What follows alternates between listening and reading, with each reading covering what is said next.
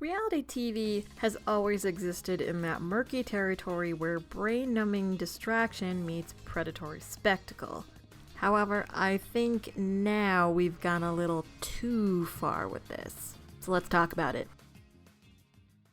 Take Taylor Frankie Paul from that whole Bachelorette mess. And if you don't know who she is, apparently she's this Mormon mom who got famous off of TikTok. Apparently there's a section on there called Mormon Talk. I guess it's a thing. Anyways, security cameras literally caught her throwing furniture at her boyfriend while her kid was right there in the room. Claiming it happened.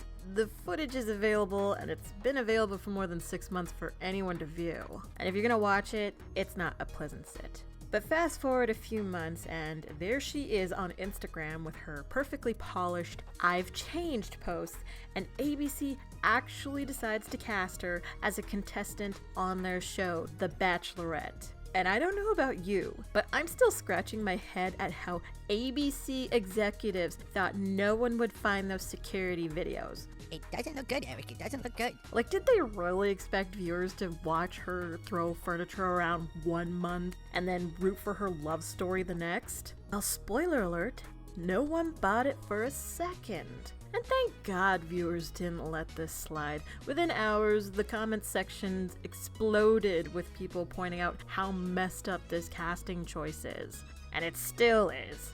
But it made me realize something pretty simple. Some lines should just never be uncrossed. And look, I get that everyone makes mistakes, we're human. But when someone has a documented history of throwing furniture around their kid and assaulting their partner, maybe we shouldn't rush into casting them as someone we're supposed to be rooting for to find love on a show called The Bachelorette. And I'm not saying that people can't change, no.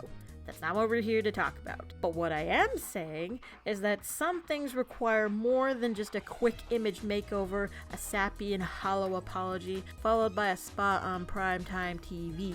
And I don't know about you, but I think it's safe to say that we've all seen this setup somewhere by now. 1 minute we're watching a show with an insufferable character who is just the absolute worst. Then they either do something stupid and then the audience is rightfully upset. The show or story will have a moment where the character in question is giving some sort of heartfelt speech about empathy and kindness when they themselves were never demonstrating this in the first place. Then suddenly we're supposed to forget everything this character did because they had a tough childhood or mommy didn't give them enough hugs or whatever. You know, take Korra from The Legend of Korra, and there's a reason why I don't like her. She would repeatedly make decisions that ended up harming the world around her because she was acting on impulse instead of, taking a step back and learning some humility or something. Or look at Elio from Pixar's Elio, a kid who stole military equipment without permission in order to pursue what he wanted, regardless of the consequences. So needless to say, it's not uncommon for TV, video games, books, etc. to do this constantly, where they flip villains into heroes so fast that it gives you tonal whiplash. And somehow, if you're not immediately ready to forgive them, the story makes you feel like you're the problem. That's called manipulation dressed up as character development. And this is why I'm so tired of forced forgiveness being shoved down our throats with people who don't deserve it. This epidemic of premature forgiveness appears to be in all facets of entertainment. It's just so bad that it's making entertainment worse as we speak because there's no accountability being taken. Alright, what is forced forgiveness? Well, according to Google, it is the act of forgiving someone for harm before fully processing the associated pain, anger, or trauma, often driven by external pressure to keep the peace. It is dangerous because it enables continued harm, and it often results in entering the same dysfunctional cycle with the person who hurt you, ultimately hindering personal growth. Look, we need to be real about one thing. Not everyone is entitled to a redemption arc. There are people out there who do genuinely terrible things and show zero remorse. And you know what? It's perfectly okay to say, "I don't forgive you," and mean it. So here's the thing about forgiveness that those perfect Instagram quotes won't mention. Forgiveness is messy. It's not like checking off buy milk off of your to-do list. Real research shows most people need months, sometimes years to work through the hurt. Because in all honesty, sometimes you never reach that picture-perfect moment where all the bad feelings just disappear. Sometimes you just figure out how to carry that hurt in a way that lets you keep walking forward. And that's the reality that those filtered quotes don't capture.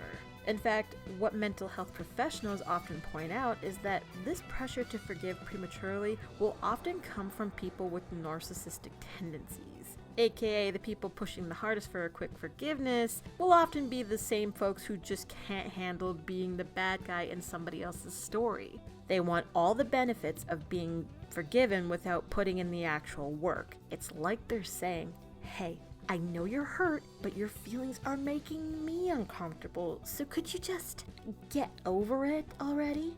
FYI, that's not how healthy relationships work. And I don't know about you, but it's kind of like we're watching these people live in a completely different reality devoid from the rest of us. One where consequences don't apply to them and uncomfortable emotions can just be easily ignored.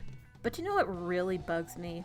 This whole trend is warping our sense of what real accountability looks like. When we rush to forgive someone who hasn't earned it, we're basically telling them their actions don't have lasting consequences. It becomes more about looking good rather than being good. And if we keep diluting what forgiveness truly means, pretty soon the words "I'm sorry" and "I forgive you" will become more and more meaningless with each passing day, and I don't think that's something that we should be okay with. And sometimes you have to accept that the story isn't all about you and that humility cannot be rushed. And that's all I'm gonna say on the matter. What do you think?